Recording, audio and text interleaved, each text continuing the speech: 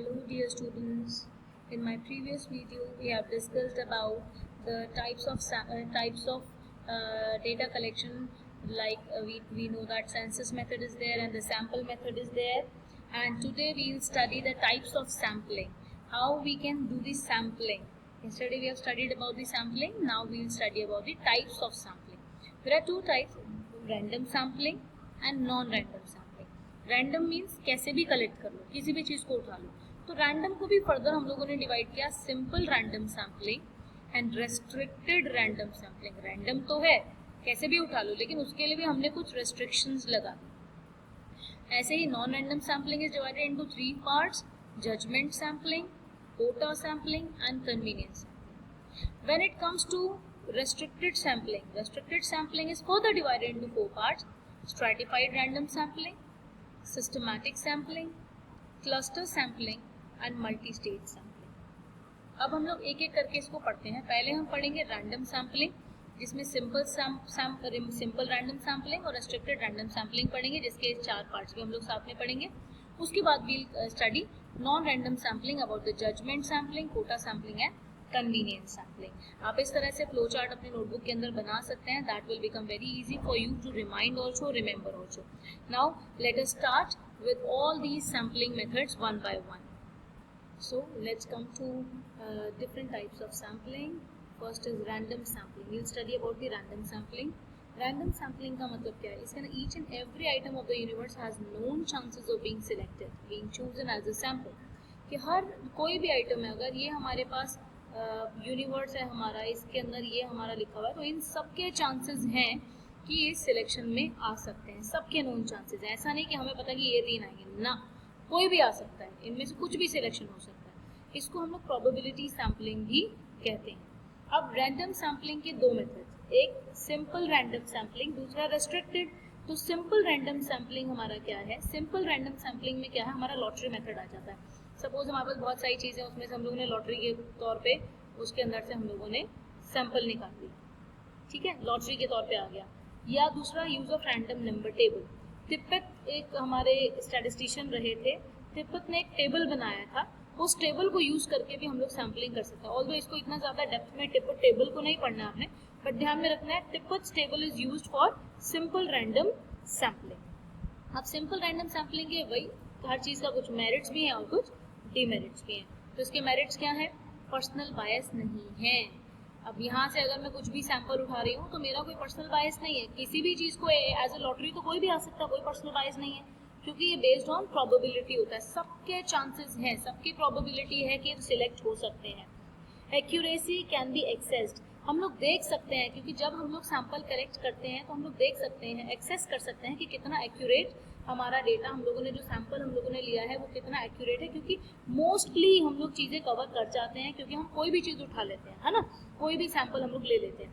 Now increasing representative of population, कि जो हम लोग सैंपल ले रहे हैं वो हमारी पॉपुलेशन को बहुत अच्छे से रिप्रेजेंट करता है. और यहाँ पे हम लोग क्या लेते हैं?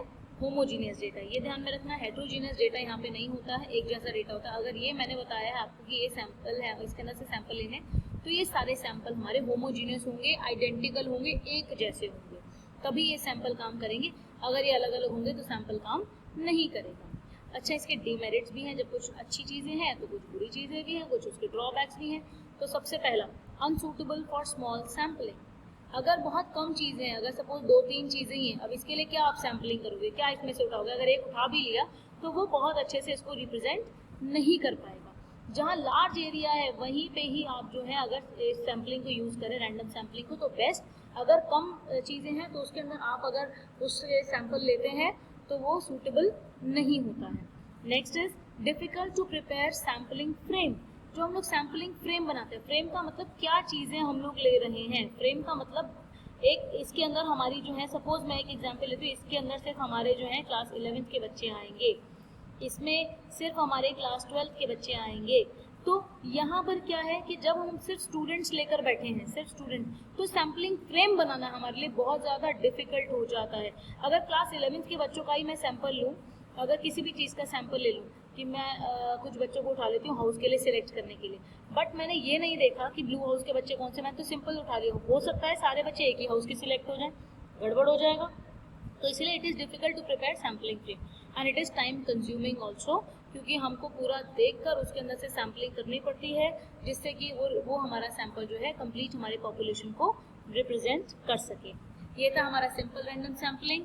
अब आगे हमारा आएगा restricted random sampling. So let's start with restricted random sampling. So now it comes to restricted random sampling. Restricted random sampling further बहुत सारे पार्ट्स में डिवाइडेड है, जिसका पहला पार्ट है स्ट्रैटिफाइड रैंडम सैम्पलिंग। स्ट्रैटिफाइड, जहाँ हम लोग डिवाइड करते हैं, क्लासीफाई करते हैं उसको, अपने जो भी हम लोगों ने डेटा कलेक्ट किया उसको क्लासीफाई करते हैं। इसको समझो, in this entire population is divided into different groups और स्ट्रेटाज। स्ट्रेटा मतलब ग्रुप, कि हम लोग पूरी पॉपुलेशन को हम लोग डिवाइड कर देते हैं अलग अलग ग्रुप्स के अंदर, जिससे कि हमारा हेट्रोजीनियस डेटा कवर हो जाता है। से फॉर एग्जाम्पल हमने लिया स्टूडेंट्स, ये पूरा एक ग्रुप है। अब स्टूडेंट में हम लोगों ने अलग अलग ग्रुप्स बना दिए, blue house, green house, red house, yellow house. तो अब हमने इसके अंदर से सैम्पलिंग कर ली, कुछ कुछ बच्चे ले लिए। तो यहाँ पर क्या होगा कि अगर मैंने दो दो बच्चे सारे हाउस से ले लिए, तो यहाँ पे मेरे चारों के चारों हाउसेस कवर हो गए, हेट्रोजीनियस डेटा सारा पूरा हो गया, और जो दो दो बच्चे हैं वो अपने अपने हाउस को रिप्रेजेंट कर सकते हैं अच्छे से। तो it increases the accuracy of the results of the investigation, कि जो भी हमारी एक्यूरेसी है उसको बढ़िया करेगा। अब नाउ से सपोज कि हम लोगों को कोई भी डेटा कलेक्ट करना है, हमने फिर लिया स्टूडेंट्स, रैंडमली हमें कुछ बच्चे चाहिए, तो उसके अंदर पहले हम लोगों ने क्या किया, गर्ल्स लिख ली और बॉयज लिख लिए। उसके बाद हम लोगों ने सिलेक्शन किया कि दो गर्ल्स ले ली, दो बॉयज ले ली। तो ये जो सिलेक्शन है इसमें क्या होगा, अगर हमें 4 बच्चे चाहिए तो उसमें हमने गर्ल्स को भी कवर कर लिया और बॉयज को भी कवर कर लिया। हेट्रोजीनियस दोनों अलग अलग हैं, हेट्रोजीनियस डेटा को कवर करके हम लोगों ने सिलेक्शन किया, और ये हमारे रिजल्ट्स को एक्यूरेसी प्रोवाइड करेगा। Everything have some merits and demerits as I explained earlier also. So now let's start with some merits. More representative, जो भी डेटा हम कलेक्ट कर रहे हैं after making the strata, after making the groups, वो बहुत अच्छे से रिप्रेजेंट करेगा। एडमिनिस्ट्रेटिव कन्वीनियंस, जिसको डेटा कलेक्ट करना है, जो इन्वेस्टिगेटर है, उसके लिए बहुत ज़्यादा कन्वीनियंट हो जाएगी कि अगर वो ग्रुप बना के करेगा। अदरवाइज से सपोज यहाँ पे हम इस एग्जाम्पल को देख लेते हैं स्टूडेंट्स वाले को, कि अगर हमको गर्ल्स और बॉयज़ को हम नहीं करते तो हम 4 स्टूडेंट कोई भी सिलेक्ट कर सकते, चारों गर्ल्स भी हो सकती थी, चारों बॉयज़ भी हो सकते थे।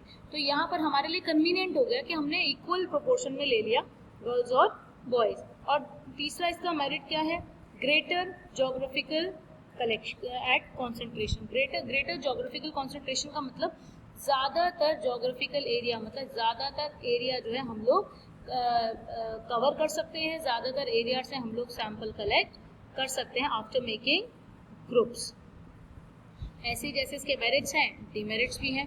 पहला है difficult to determine the size of strata. जो हम लोगों ने स्ट्रेटास बनाए हैं, ग्रुप्स बनाए हैं, उसके अंदर कितना कितना साइज लेना है, कितने कितने लोगों को कलेक्ट करना है, कितने कितने सैंपल कलेक्ट करना है, ये हमारे लिए सबसे ज़्यादा डिफिकल्ट होता है।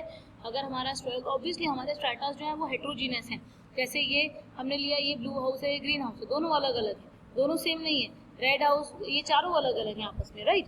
तो इसके अंदर कितना कितना कलेक्ट करना है, कितने बच्चे हैं, तो उसमें जो है हमारे साइज कितना डिटरमाइन करना है मुश्किल हो जाता है।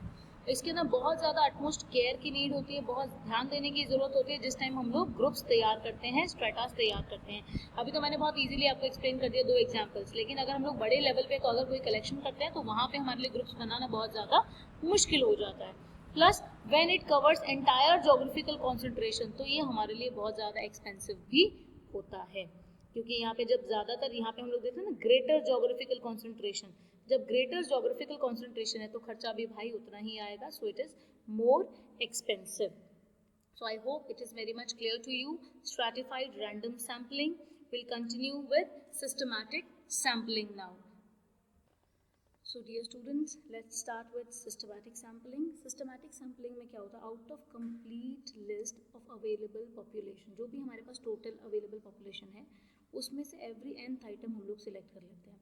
इसका एक बहुत अच्छा एग्जाम्पल मैं आपको देती हूँ। हम लोग खो खो खेलते हैं तो हम लोग क्या करते हैं, सब लोग लाइन से खड़े हो जाते हैं।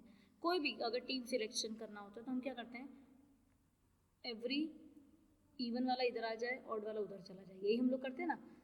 हर ऑल्टरनेट पर्सन जो इधर आ जाए, ये टीम एक बन गई और ये वाली टीम दूसरी बन गई, यही करते हैं ना, कि हम लोग बोल देते हैं हर दूसरा बंदा इधर आ जाए, है ना, हर ऑल्टरनेटिव पर्सन। इसी तरह से हम लोग टीम सिलेक्शन कर लेते हैं। एक एग्जाम्पल है जो हम लोग खुद भी करते हैं, तो इसे हम लोग और क्या कह सकते हैं, कासी रैंडम सैम्पलिंग। सिस्टमैटिक सैम्पलिंग को हम लोग कासी रैंडम सैम्पलिंग भी कहते हैं। अब वही जिसके मेरिट्स हैं, डिमेरिट्स भी हैं। इसके मेरिट्स क्या हैं, सिंपल एंड कन्वीनियंट, बहुत आसान हो जाता है। हम लोग नॉर्मल हम लोग कोई गेम खेल रहे हैं तो हम लोग अपना सिलेक्शन इस तरह से टीम का कर लेते हैं, तो इसीलिए सिंपल है, कन्वीनियंट है, इसीलिए हम लोग भी शायद इसी मेथड को यूटिलाइज करते हैं। लेस टाइम कंज्यूमिंग, हम लोग को बहुत ज़्यादा टाइम स्पेंड नहीं करना पड़ता है सिलेक्शन करने के लिए, और इसके रिजल्ट्स भी जो हैं वो लगभग सेटिस्फैक्ट्री रहते हैं। बट रिजल्ट सेटिस्फैक्ट्री रहते हैं, फिर भी कहीं ना कहीं कोई कमी रहती है। अगर बहुत ज़्यादा पॉपुलेशन है, ये तो अभी मैंने एग्जांपल दिया सिर्फ क्या लिमिटेड लोग थे, उसके बीच में हम लोगों ने सिलेक्शन कर लिया। अगर वहीं 1 लाख की पॉपुलेशन है, 10 लाख की पॉपुलेशन है, तो आप सिलेक्शन कैसे करोगे, every second, every 10th, every 15th, every 100th, इस तरह से सिलेक्ट करोगे, बहुत बहुत ज़्यादा टाइम लगेगा। प्लस ज़रूरी नहीं है जो हम लोगों ने सैम्पल लिए वो उससे सबको कवर कर रहे हों, तो इट इज़ इसका डीमेरिट्स भी हैं। पहला है biased results in case of periodic features, जैसे हम लोगों ने every 50th, every 100th, every 10,000, अगर बहुत ज़्यादा वो है तो इसमें क्या होता है, हम लोग जब इतने दूर दूर के सैंपल हम लोग कलेक्ट करते हैं तो हमारा जो सैंपल है कई बार अच्छा रिजल्ट नहीं देता, बायस्ड रिजल्ट देता है। से सपोज हम लोगों ने जब कलेक्ट किया डेटा, इनकम देखनी थी हम लोगों को, ज़्यादातर जो लोग कलेक्ट हो गए वो हाई इनकम वाले हो गए, तो अब हम तो बोलेंगे ना कि बहुत अच्छी इनकम है। जब इसका कलेक्शन, इसका जो हम लोग एनालिसिस करेंगे, हम बोलेंगे यहाँ पे तो बहुत पैसा लोगों के पास। बट जितने सैंपल हम लोगों ने छोड़े, एवरी अगर 10,000 करते हैं तो हमने 9999 लोगों को छोड़ा, इनको हमने देखा ही नहीं, सीधे 10,000 वाले को उठाया हमने। तो इतने लोगों में क्या पता हमारे लो इनकम वाले बहुत सारे थे जो हमने इग्नोर कर दिए, तो ये इसका बहुत बड़ा ड्रॉबैक है। दूसरा, possible only when complete list is available. अगर हमारे पास कंप्लीट लिस्ट अवेलेबल नहीं है तो हमारा जो कलेक्शन होगा, जो हम लोगों ने सिलेक्शन किया है सैंपल का, वो गलत होगा। प्लस लार्ज पॉपुलेशन अगर है तो हम वहाँ पे इसको नहीं देख सकते, क्योंकि ऑब्वियसली जब हमारा बहुत सारा डेटा जब हम लोग लेफ्ट करते जाएंगे, छोड़ते जाएंगे, तो वो हमारा क्या होगा, अच्छे रिजल्ट नहीं देगा। तो इसीलिए इसके ये ड्रॉबैक्स भी हैं, कुछ बेनिफिट्स मिलते हैं तो कुछ ड्रॉबैक्स भी साथ में होते हैं। तो यहाँ पे हमारा सिस्टमैटिक सैम्पलिंग खत्म होता है, और इसके बाद हमारा आ जाता है क्लस्टर सैम्पलिंग और मल्टी स्टेज सैम्पलिंग। ये दोनों सैम्पलिंग हम अभी करते हैं ज़रा। Let's start with cluster sampling. So dear students, now we continue with the cluster sampling. Cluster sampling में क्या होता है, हम लोग क्या करते हैं, टोटल पॉपुलेशन को कुछ रिकॉग्नाइजेबल डिविजन्स में सब डिवाइड कर देते हैं, जिसे क्लस्टर बोलते हैं। जैसे हम लोगों ने एक एग्जाम्पल ले लिया 100 विलेजेस। अब 100 विलेजेस के अंदर जो भी डेटा होगा हेट्रोजीनस होगा, कई तरह का होगा, उसको हमने फर्दर 2 क्लस्टर्स में डिवाइड कर दिया।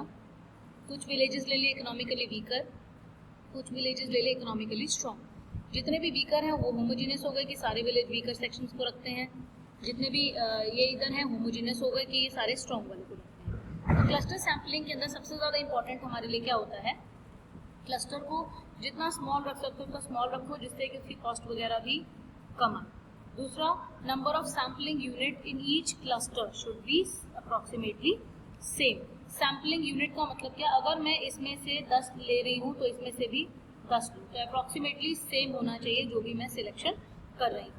वैसे cluster sampling is not recommended for sampling in the cities. अगर हम लोग सिटीज़ की बात करें तो वहाँ पे क्लस्टर सैम्पलिंग जो है हम लोग नहीं सजेस्ट करते कि वहाँ पे क्लस्टर सैम्पलिंग होना चाहिए। प्लस लास्ट अब हमारा रह जाता है मल्टी स्टेज सैम्पलिंग। ये क्लस्टर सैम्पलिंग का ही फर्दर पार्ट है। सो डियर स्टूडेंट्स, लास्ट बहुत छोटा सा टॉपिक है मल्टी स्टेज सैम्पलिंग। इसमें ये एक तरह से क्लस्टर सैम्पलिंग का एक्सटेंशन ही है, और इसमें हम लोग मल्टी स्टेजेस के अंदर हम लोग डेटा को कलेक्ट करते हैं। सपोज एक एग्जाम्पल ले लिया इंडिया को फर्दर डिवाइड कर दिया स्टेट और यूटीज़ के अंदर। फिर अंदर हम लोगों ने स्टेट्स ले लिया यूपी और उत्तराखंड, यूटी ले लिया अंडमान और दिल्ली। यूपी को फर्दर विलेजेस और स्टेट सिटीज़ में कर दिया, विलेज में से मेल निकाले, फीमेल निकाली, सिटीज़ में से मेल और फीमेल निकाले। तो इस तरह से करके हम लोग डेटा कलेक्ट करते हैं। बहुत हेट्रोजीनियस डेटा को हम लोग होमोजीनियस में करके कलेक्ट करते हैं। तो ये है हमारा मल्टी स्टेज सैम्पलिंग, जिसके अंदर हम लोग सैम्पलिंग करते हैं।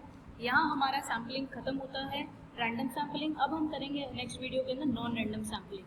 So till here please make notes, make sure you understood everything. If there is any queries, your queries are always welcomed. All the best. God bless you.